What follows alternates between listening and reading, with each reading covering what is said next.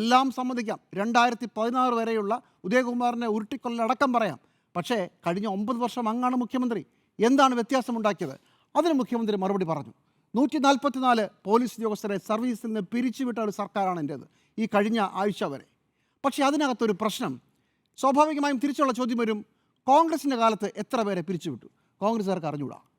ഇന്ന് സഭയിൽ നേരത്തെ അരുൺ പറഞ്ഞാൽ ഒരു പക്ഷേ പ്രതീക്ഷിച്ചിട്ടുണ്ടാവില്ല ഇങ്ങനെ ഉത്തരം വരുന്നത്. മാധ്യമങ്ങളുടെ കയ്യിലും ഇപ്പോൾ ഈ ഉത്തരമില്ല. പക്ഷേ എൻ്റെ സർക്കാരിൻ്റെ കാലത്ത് 144 പേരെ പിരിച്ചുവിട്ടു എന്ന് പറയുമ്പോൾ അതിനൊരു പ്രത്യേകത ഉണ്ടാവണമെങ്കിൽ അതിന് തൊട്ട് മുമ്പത്തെ കാലത്ത് ഇത് കുറവായിരിക്കണ്ടേ? ഇപ്പോൾ 200 അപ്പുറത്തെ കാലത്തെങ്കിലോ 144 കുറവല്ലേ?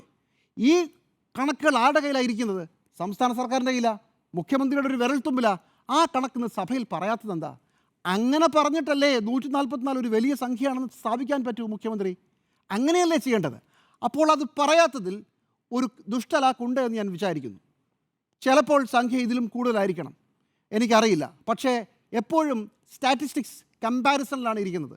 അത് അടിസ്ഥാന തത്വമാണ്. അതങ്ങ് മനഃപൂർവ്വം മറച്ചു വെച്ചു എന്നുള്ളതാണ് അതിൻ്റെ വസ്തുത. കാരണം പ്രതിപക്ഷത്തിൻ്റെ കയ്യിൽ ഈ ഡേറ്റ ഉണ്ടാവില്ല. ഇനിയിപ്പോൾ വിവരാവകാശം കൊടുത്താലും ചിലപ്പോൾ 1 മാസം കഴിഞ്ഞേക്ക് കിട്ടുകയുള്ളൂ. അപ്പോഴേക്കും ഇതൊക്കെ അടങ്ങും എന്നാണോ കരുതിയത്?